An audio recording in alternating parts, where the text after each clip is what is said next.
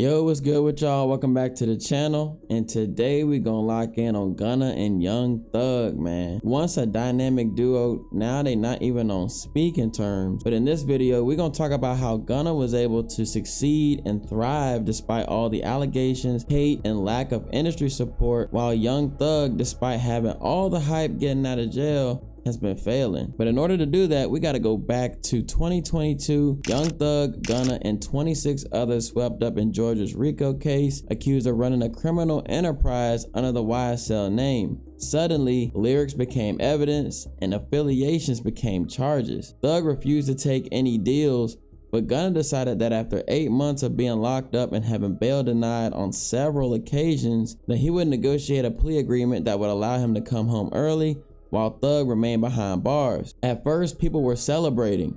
Meek Mill tweeted in support of Gunna, welcoming him home, and blogs were calling it a win. But it wasn't long before court footage dropped exposing what actually led to his release. YSL is a music label and a game, and you have personal knowledge that members or associates of YSL have committed crimes in furtherance of the game. Yes, ma'am. Look. It for my boy right there, I ain't even gonna lie.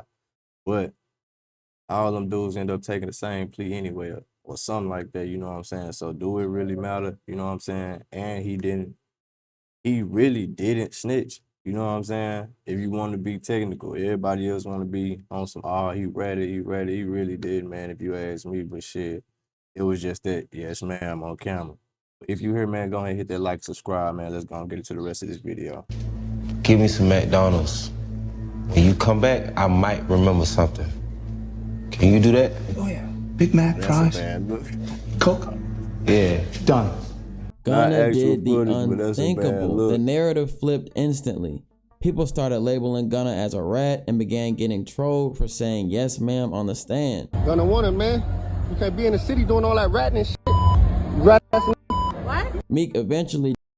Y'all see how fast that boy Gunna really got little in the camera because how fast he dude was moving away after he said that shit. Deleted his tweet and things started going downhill. Let's go back. Ma'am on the stand. Gunna want it, man.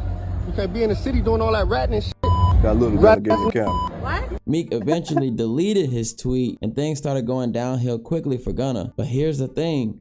Gunna never testified against Thug, never took the stand in his case, and never mentioned Thug's name in court. And yet his name got run through the mud like he was the main reason Thug was in jail. Gunna released a public statement to his Instagram after receiving so much backlash. While I have agreed to always be truthful, I want to make it perfectly clear that I have not made any statements, have not been interviewed, have not cooperated, have not agreed to testify to be a witness for or against any party in the case, and have absolutely no intention of being involved in the trial process in any way. I have chosen to end my own RICO case with an Alford plea and end my personal ordeal by publicly acknowledging my association with YSL. An Alford plea in my case is the entry of a guilty plea to the one charge against me, which is in my best interest, while at the same time maintaining my innocence toward the same charge. An Alford plea means he didn't admit guilt, but agreed there was enough evidence to convict him.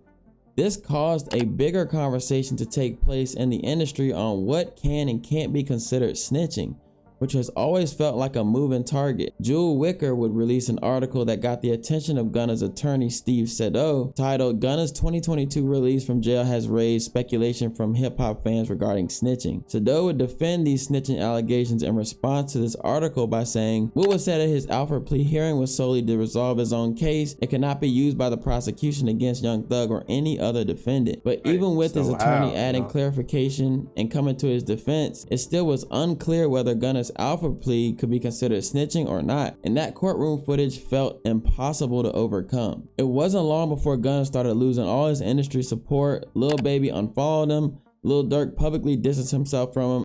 Do you believe that Gunna told that man, I don't sit up and play games, man. That man told you should have went in there and kept your mouth closed. And even Weezy, his longtime friend and producer, publicly called him a rat. But this is where Gunna's redemption arc truly began. Gunna didn't beg for forgiveness. He didn't explain himself in interviews. He let the music talk. His first single, Bread and Butter, was a statement piece. He took shots at prosecutors, at fake friends, at the whole situation, and then he dropped A Gift and a Curse, a solo album with no features, and a project that felt like a man rebuilding his foundation in real time and rapping for his life. You Mean blew up, TikTok, clubs, radio, Billboard, it was everywhere, and the fan base started shifting. Comments like "he ain't snitch on me" became common. That wasn't just trolling, that was people choosing the music over those street politics. Gunna's fan base evolved. His story became one of resilience. It's the thing, bro. Like, we like Gunna for the music, man. It wasn't never for his gangster appearance or none of that. Oh, he did this and that and the third. It was always the dude had some vibey music. You feel me? That was it. Not scandal. Plus, his music never relied heavy on street content anyway. He was making hits, and that's what people showed up for. Now, contrast that with Thug. When he got released in October 2024, the culture erupted. IG stories from Nicki, Travis, Drake, they all showing him love. It felt like a moment. He had truly beaten the odds. Everyone had him counted out and thought that he was going to be put to jail for an extremely long time. But turns out his plea deal came with serious strings. Thug pled guilty and was sentenced to time served, but it also hit him with 15 years of probation, a 10-year ban from Metro Atlanta, and heavy restrictions. No gang references, no contact with former YSL affiliates. He even has to do anti-gang presentations, and any misstep could land him right back inside. But something was odd. Young Thug requested the court to allow him to still be able to make music with Gunna, despite all the drama online, whether or not he snitched. Mr. Williams have no contact with any of the co-defendants in this indictment, with the exception of Mr. Quantavious Greer, that is his biological brother, as well as Mr. Sergio Kitchens. He's a phenomenal artist. He goes performer known as Gunna, G-U-N-N-A. Mr. Williams and Mr. Kitchens are contractually obligated, and they frequently perform music. And while Gunna never did much talking online, his actions showed he still wanted to maintain his friendship and relationship with Thug, despite the allegations yelling "free slime" during shows and performing a lot of their old collabs. As an owner of Walton Goggins goggle glasses, I know how to make slick-looking goggle/glasses. And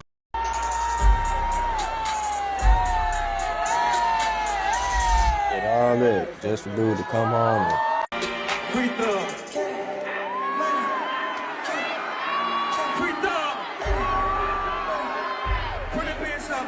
But that dynamic shifted when Thug tweeted just 1 month after his release, "Gunna, stop acting like we friends on the internet.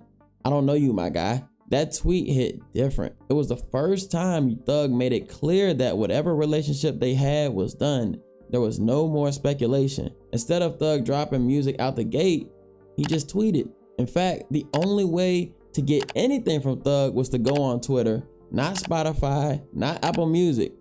It would take until March, 5 months after his release, to finally mention anything about music, saying, "Y'all motherfuckers gonna have to beg me to drop this shit, no kizzy." On Tuesday, April 1st, now 6 months after his release, Thug posted a picture of the DA's investigator calling her a liar, risking another violation. They argued that it endangered a protected witness and violated terms. The judge declined prison time but warned him to exercise restraint. You would think the tweets would stop here after nearly landing him back in the position he fought so hard to escape. But nope, he decided to throw a random shot at Kid Cudi over his testimony in the Diddy case that he was required by law to participate in after receiving a federal subpoena. Just last week, Ventura testified that Sean Combs had threatened to blow up Kid Cudi's car because he had found out about their relationship together. Like, bro, he tried to blow up his car over Cassie, someone he beat on camera for the world to see. Read the room. People wanted music, not messy tweets. Thug was released in October, and it would be a long 6 months before he would eventually release his single "Money on Money" featuring Future. An unimpressive introduction to this new era of Young Thug. This release fell flat and barely crept into the top 40 on Billboard at its peak. UI Scuddy was supposed to be the big return. Instead, he's been unable to build an ounce of hype around his music, with fans on Reddit saying he lost it. People questioning if the fire is even there. For someone who once defined Atlanta's sound, this was a scary fall from grace. You see, Gunna's blow up has been deeper than just the music. After getting out, he slimmed down, stayed quiet, quiet and focus on his health and growth. Gunna also quietly covered up his YSL tattoo. No rant, no drama, just a clean break. And that didn't sit right with Thug, who jumped into the comments saying, I mean, he did say it should end, LOL, referring back to the court footage of Gunna on the stand. Another tweet, another delete. But at that point, the message was loud. Thug was watching Gunna closely, and it's eating at him. Meanwhile, Gunna never responded, not even once. No subtweets, no sneak disses, just more music, more wins.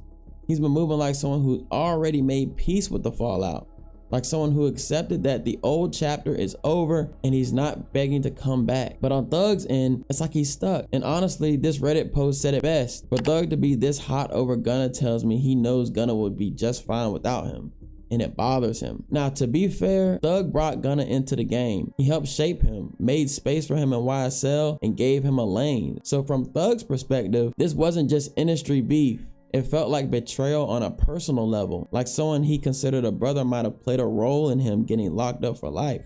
Even though the legal facts don't support that idea, since Gunna never actually testified against him, it's not easy for Thug to look past that courtroom footage.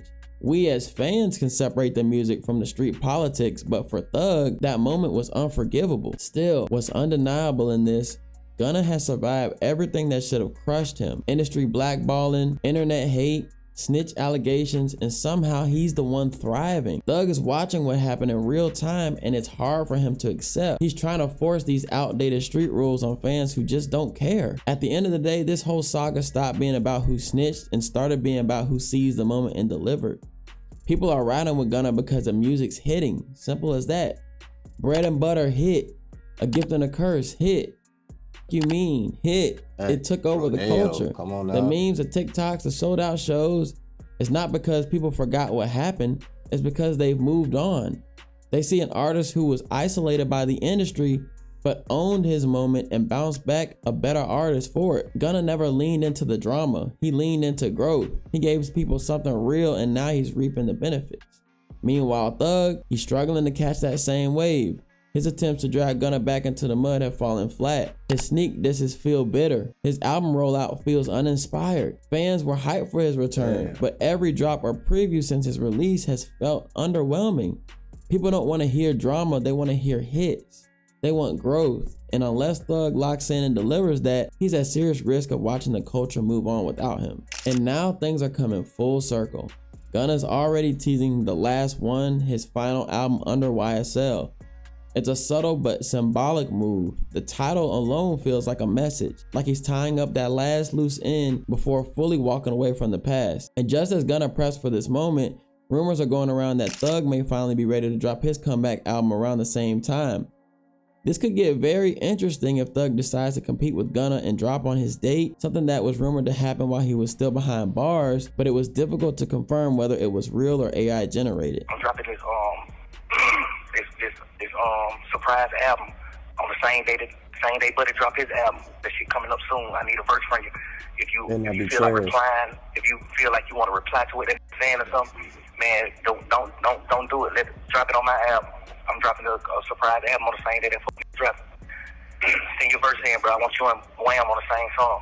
Sing your verse in. This was originally referring to the Business is Business album that Thug dropped behind bars, but he could be looking to do something like this again considering he never went through with it. Whether he decides to drop on the same day or not, what's clear is that they are on two completely different paths leading into their upcoming album. Gunna walked out of jail skinny, sharp, and refocused. Thug came out bloated, bitter, and unfocused, literally and metaphorically. And honestly, that contrast says everything about where their careers are headed right now. One is ascending, the other is descending. But I'll end with this. Thug is still one of the most talented artists of our time, no question. But he's not creating under the same conditions anymore. Every lyric, every post, every move is under a microscope. But I understand, rap lyrics. I understand how it could be twisted. I understand what it could do to the mind of people. I understand all that, and I promise you I'm 100% changing that. It's just, I'm older, I'm grown now, and it's just like, I'm smarter, it's more things to rap about. Like, I've experienced a lot of good things. I experienced more bad things, but I experienced a lot of good things too. And anyway, I can go If there was ever a moment for him to grow, it's now. And honestly, he might need to take a page out of Gunna's book. Lock in, get focused, tighten up mentally and physically. Let the music do the talking, not the tweets. Because the culture's moving forward, and if Thug keeps clinging on to the past, he may just get left behind. Drop a comment and let me know your thoughts below. I'll catch you on the next one. I'm out. We go, man. Shout out 550 for that video, man. I couldn't agree more. Now, Thug and Lil Baby, bro, both of y'all disappointed me like a motherfucker. To come out and just do bro like that. He hotter than both of y'all right now musically. You know what I'm saying? And like he just said, bro, it shows, you know what I'm saying? It shows physically, damn near. Thug came out chunky and bitter, like he said. Lil Baby wearing coochie cutter shorts with eye tattoos and shit now, you know what I'm saying? So shit. Hey, bro, y'all let me know how y'all feel about this shit. Drop a like and subscribe to my channel if you haven't. I'm Lewski, you watching Lewski Views. Till next time, I'm gone.